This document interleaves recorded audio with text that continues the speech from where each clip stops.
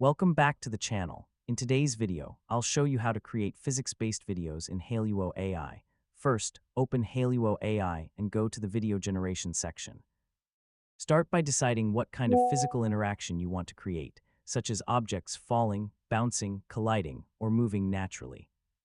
Now write a clear prompt that describes the objects and their movement.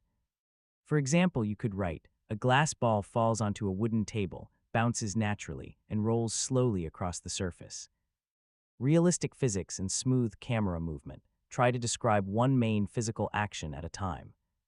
Adding too many complicated interactions can make the result less predictable. You can also describe important details such as gravity, weight, speed, impact, or how objects react when they touch each other. After writing your prompt, generate the video and wait for Hailuo AI to finish processing. Once the video is ready, preview it carefully. Check whether the objects move naturally, whether collisions look believable, and whether the overall motion matches your prompt. If the physics don't look realistic, simplify the action or adjust the description. For example, describe the direction and speed of the movement more clearly.